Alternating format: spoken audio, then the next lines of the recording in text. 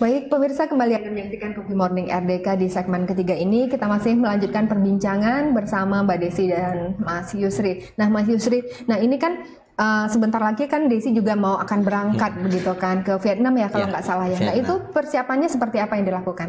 Untuk persiapan sendiri mungkin yang nggak terlalu besar kayak awal ya, karena memang dia udah ada model materialnya, itu udah ada catwalknya, itu udah ada, paling kita tinggal asah karena memang beda negara kan, kita harus pakai bahasa Inggris, itu paling diasah dulu, terus tetap menjunjung tinggi perempuan-perempuan itu sih, jadi kita harus lebih kuat lagi advokasinya di perempuan kayak gitu. Jadi ini untuk ajang apa nih Mas yang ke Vietnam ini? Miss Women Empowerment ini, jadi dia bawa nama Indonesia, di sana tuh ada Miss Women Empowerment internasionalnya kayak gitu. Oke. Ya. Nah, itu untuk kandidatnya sendiri berapa, dari misalnya berapa negara yang ikut kompetisi ini? Mungkin kalau untuk sekarang masih belum bisa dihitung Kak, karena memang belum stabil ya karena corona gini. Jadi memang mereka masih masukin CV-CV sih, CV-CV dari negara lain. Kayak Indonesia kita udah masukin, cuman dari negara lain belum di-up sih berapanya. Cuma gara-gara corona kan. Oh, gara-gara corona ini, jadi masih belum ini gitu. Dan itu mungkin nanti datang sana, jadi tim dari Tanjung Pinang ikut ke sana semua berarti ya Mbak? Tim dari sana kayak manajernya, kayak yang stylist dan segala macam, makeup hairdo dan segala macam itu ikut semua ke sana. Karena kita mau biasa Kak, kalau dari eksotik sendiri, kita kalau berangkatin anak kita nggak mau jadi cuma finalis sebenarnya. Jadi minimal dia bisa top 3 di tangan lah kita. Jadi gitu. Makanya prepare-nya agak digempur lebih sekarang. Targetnya top 3 ya. Top 3, karena internasional kuat kan. Serem kalau internasional. Iya. Jadi kalau untuk Mbak Desi sendiri seperti apa nih secara pribadi, persiapannya seperti apa? Banyak sih persiapannya, mental ya, fisik kita juga harus disiapin, konsisten kita nih harus disiapin juga, karena kita kan untuk berlaga ke internasional, konsistennya itu maksudnya tetap latihan, walaupun kita ngerasa udah bisa, perlu diasah kembali terus dan terus. Itu lebih mungkin kepada wawasannya ya Mbak. Iya benar, juga wawasan juga harus diasah terus sih Mbak, karena kita untuk internasional kan Mbak. Iya, mengusung program pemberdayaan perempuan tadi ya Mbak ya. Oke, nah untuk di segmen ketiga ini Mbak, barangkali nih ada masyarakat yang juga ingin berkarir seperti Mbak Desi ini, barangkali Mbak Desi punya tips nggak sih untuk teman-teman di luar sana? Oh, ada banget nih buat teman-teman yang pengen bergabung di Miss Women Empowerment Indonesia. Ini kalau jika kalian memiliki visi misi tentang perempuan yang sangat kuat, yang benar-benar ingin banget membantu sesama perempuan, khususnya bukan hanya di Indonesia tapi di seluruh dunia, ayo gabung, karena kita di sini kita bisa menyuarakan visi misi kita, apa yang kasus-kasus yang ada yang kita ingin agar kasus itu diangkat, diselesaikan. Ayo kita sama-sama bersuara di sini, kuatkan visi misi, kuatkan advokasi, lanjut, lalu harus konsisten dengan apa yang kita lakukan, yang kita pegang, insya Allah berhasil. Oke, ya.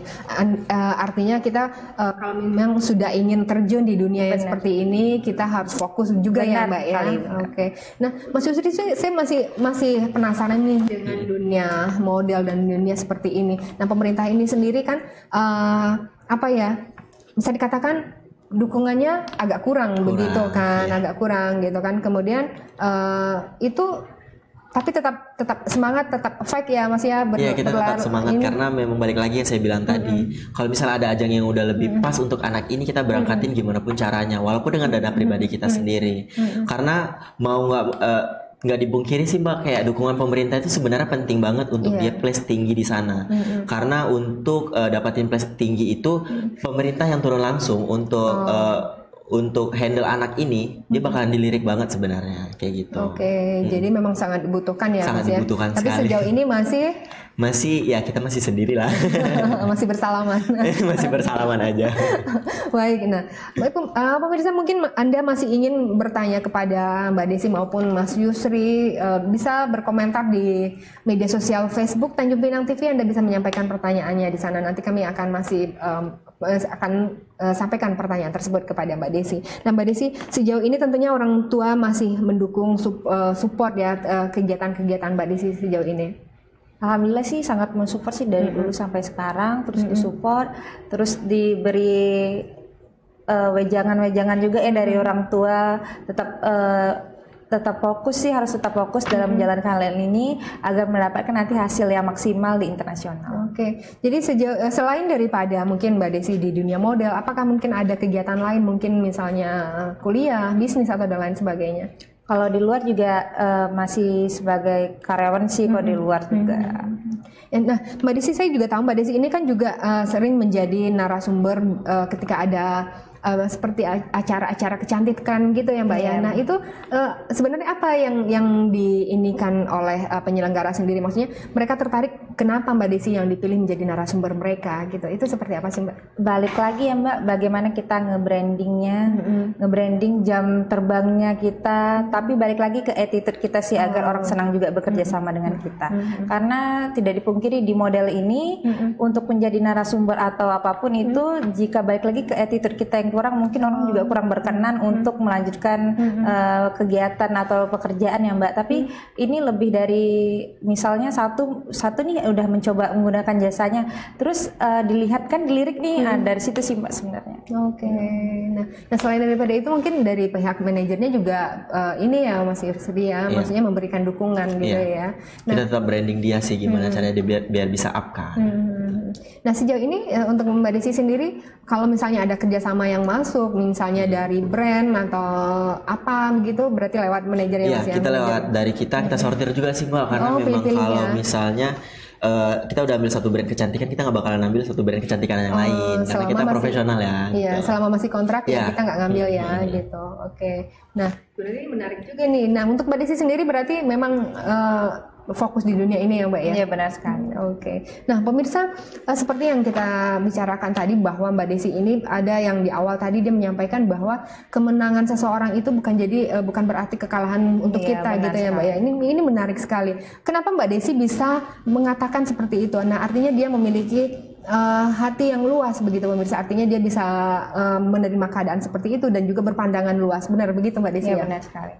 Jadi karena kita berpikir, ya itu baik lagi ya karena tentang perempuan ya Mbak. Jika kita melihat sesuatu itu dari sisi positif, misalnya dari kemenangan seseorang, ya, ibarat di kompetisi saja Mbak ya. Jika salah satu ada yang menang, satu yang kalah, pasti akan beda rasanya. Dan jika kita mensupport dia terus, rezeki itu nggak akan kemana kok Mbak. Mungkin kita nggak dapat rezeki di sini, mungkin di tempat lain pasti bisa. Jadi tetap sabar, tetap bersyukur, tetap harus luas hatinya. Insya Allah ada jalan sih sebenarnya. Iya benar sekali. Nah sudah sewajarnya para perempuan itu saling support ya. Iya benar sekali.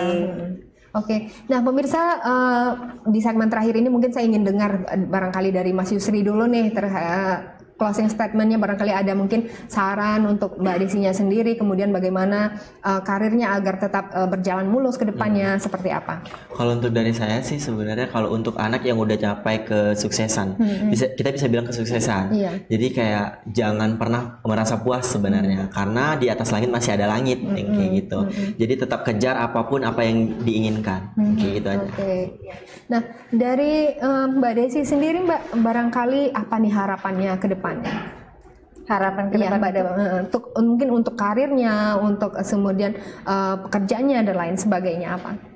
Harapannya sih semakin maju ya Mbak, semakin sukses, semakin konsisten sehingga bisa memberikan hasil yang terbaik sih untuk diri sendiri dan semuanya. Jadi harus fokus dan konsisten terhadap diri sendiri. Nah baik Mbak Desi, mungkin ada satu pertanyaan lagi yang masuk di nomor WhatsApp Tanjung Pinang TV mengatakan bahwa bagaimana pandangan Mbak Desi terhadap kekerasan seksual terhadap perempuan dan anak begitu kan. Nah ini kan juga menjadi setiap hari ini biasanya di televisi nasional sudah menjadi konsumsi publik dan tidak hanya di nasional tapi daerah kita sendiri baru-baru ini juga terjadi seperti itu. Nah ini bagaimana sih Mbak Desi, tanggapan Mbak Desi, dan itu kan perempuan yang menjadi objeknya begitu, bagaimana menurut Mbak Desi? Baik lagi ya Mbak, kita harus sering memberikan edukasi sih, dimulai dari anak-anak sampai orang tua, bagaimana orang tua juga menjaga lingkungan. Orang tua itu peran penting yang harus tahu tentang lingkungan anak, di mana anak, pergaulan anak dan orang-orang di sekitar anak tersebut. Jadi itu sih untuk menghindari hal-hal kekerasan seksual. Dan untuk perempuan mungkin kalau untuk perempuannya yang dewasa, kekerasan seksual yang sering terjadi di rumah tangga ya Mbak ya, itu kan misalnya terjadi itu karena hal ekonomi tadi.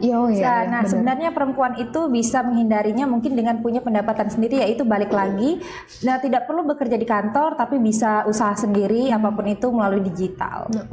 Nah mungkin sedikit menambahkan ya Mbak ya, bagaimana kekerasan seksual yang terjadi terhadap perempuan dan anak itu mungkin lebih kepada pelakunya sendiri. Mereka tidak ini ya membentengi diri. Bagaimana ini bahkan barangkali ini antara orang tua dan anak gitu ya. Nah ini sebenarnya lebih kepada pribadi mereka, pelaku sendiri ya Mbak ya, yang harus juga membentengi diri seperti itu ya Mbak ya. Tapi kan balik lagi Mbak, kalau seperti pelaku-pelaku ini kan banyak sih cerita yang saya dengar yang anak-anak ya, pelecehan seksual ke anak itu ada yang salah satu contohnya dari daerah Jakarta kalau nggak salah saya. Jadi itu anaknya itu ada seperti begal payudara. Nah itu kan kalau anaknya itu menjadi anaknya trauma dan itu dengan orang yang tidak dikenal dan jika orang tua tidak sadar dan tidak mengetahui, anaknya tidak ngomong kan bakal tidak tahu. Nah itu bagaimana lagi orang tua melakukan pendekatan sih Mbak, karena kita tidak tahu di mana itu pasti ada orang jahat dan orang baik ya Mbak. Nah bagaimana itu balik lagi kita sebagai orang tua, bagaimana kita melakukan pendekatan ke anak-anak, harus tahu sekeliling anak itu bagaimana apa yang terjadi itu sih Mbak. Oke, nah untuk itu mungkin mereka bagaimana komunikasi orang tua dengan anak. Benar sekali, gitu, itu sangat penting Mbak ya. Bagaimana membangun komunikasi antara orang tua dan anak begitu ya. Mungkin itu dalam sebagai bentuk perlindungannya barangkali ya, Mbak ya. Oke, Mbak Desi mungkin sebelum kita berakhir, barangkali nih karena Mbak Desi juga sekarang kan program dan misinya memang untuk pemberdayaan perempuan. Nah, barangkali ada masukan atau mungkin saran atau ajakan mungkin untuk perempuan-perempuan di luar sana, bagaimana tetap menjaga diri, bagaimana tetap survive ketika menghadapi suatu masalah seperti itu. Apa Mbak? Silahkan. Saran dari saya itu kita harus balik ke diri kita sendiri, kita harus sadar keadaan, harus sadar diri sendiri. Kita butuh teman bicara, apapun masalah kita butuh orang lain. Dan untuk kita mengerti orang lain, ayo kita tingkatkan empati kita sesama perempuan lebih tinggi, rasa peduli kita lebih tinggi terhadap sesama perempuan, sehingga kita bisa saling menjaga diri sendiri dan bisa menjaga sesama perempuan. Wah, keren sekali. Iya, keren sekali pemirsa, bahwa sebagai perempuan kita tidak hanya menjaga diri kita sendiri, tetapi juga kita menjaga perempuan yang lain ya Mbak. Iya, benar sekali. Baik Mbak Desi, Mas Yusri, terima kasih sudah hadir di sini berbincang bersama kami. Seru sekali ya. Mungkin Mbak Desi di next time barangkali mungkin ikut kompetisi yang berbeda bisa datang lagi ke sini ya Mbak ya. Nah, terima kasih, sehat selalu Mbak Desi, sukses karirnya dan juga untuk agensinya ya Mas ya. Nah, pemirsa, demikian perbincangan kita pada hari ini bersama Mbak Desi Hanafia dan juga Yusri Ali. Nah, pemirsa, kami juga menyampaikan terima kasih kepada Sanford dan juga Rumah Donat selaku sponsor pendukung pada program Coffee Morning ini. Nah, pemirsa, akhirnya saya Dewi Sarah dan seluruh kru yang bertugas pamit undur diri. Terima kasih atas kebersamaan Anda pada hari ini. Sampai jumpa pada program lainnya. Assalamualaikum warahmatullahi wabarakatuh.